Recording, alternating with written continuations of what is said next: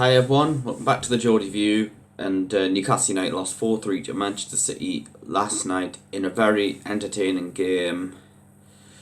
Looking at our starting 11, I was actually pretty happy with it. Joelinton coming in for Wilson, which is what I wanted, and Krafth came in. Well, so he kept his place. I'd have liked to have seen Kieran Clark play, but fair play, Krafth did get a goal, which was very surprising. His first goal for the club. Into the game, Manchester City had a lot of possession, but we took the lead from a corner. Shelby puts it in, and there's Krafth to head it past Scott Carson to make it 1-0. You're thinking, what is going on? Emil Krafth, of all people, to give us the lead against Manchester City. But then Manchester City did equalise. We cleared it out, but it only came to Cancelo, who had a good hit it deflected off Murphy, and it just goes past Dubravka. He can't stop it. Manchester City are level, and it was kind of like, well, it was good while it lasted, being 1-0 up. But then they go 2-1 up. They get a free kick. It's whipped in, and there's Ferran Torres. Fantastic flick to put it past Dubravka and make it 2-1. You're just deflated at that point. But to be fair, we got ourselves an equaliser. St Maximin got down to the other end of the pitch. He played in Joelinton. He was brought down by Ake. Now, originally, VAR said it's offside. Sorry, originally the linesman saying offside, but then VAR checked it out. And this is what we need to use VAR for. Clear and obvious. None of this, disallow a goal because somebody's finger is offside.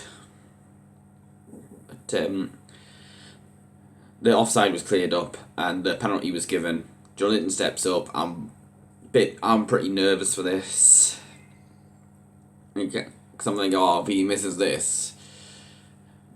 And especially, I think I've seen his penalty record. It was 1 goal from 3 penalties he scored, but then he smashes it past Scott Carson. Carson went the right way, but Joelinton made it 2-2, and that's his third goal since the international break. And, as I said in the preview, I wouldn't mind. I think he is better than Andy Carroll and Dwight Gale, and I think I wouldn't mind keeping him on maybe for next season, because I think we need to get rid of Carroll and Gale. Don't offer them new contracts because they're not good enough for the Premier League. So we get to half time, 2-2, but then we get ourselves another penalty. I think Almiron played in Willock. He was brought down.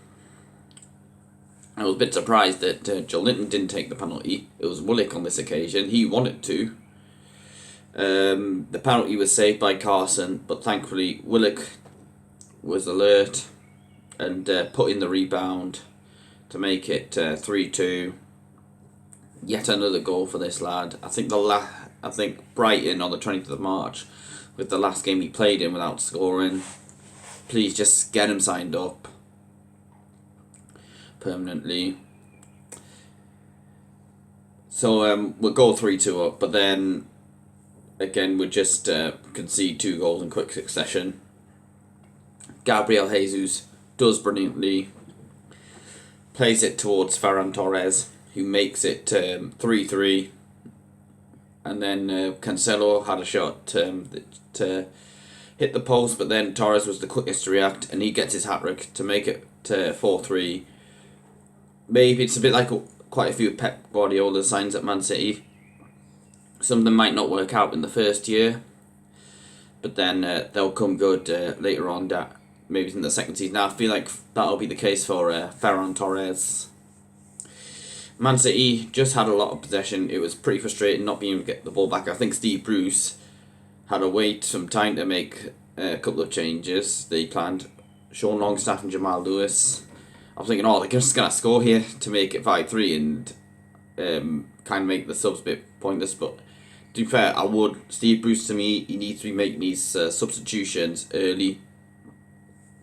Not just waiting until the 80th minute or whenever. But yeah, the game finished 4-3 to Manchester City. Absolutely gutted.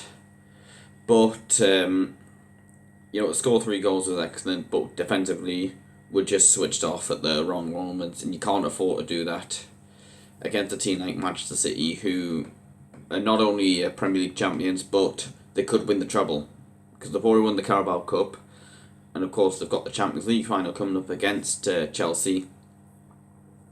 I mean, I know they didn't and have their best team out, but even then, the majority of their squad would walk into most Premier League sides.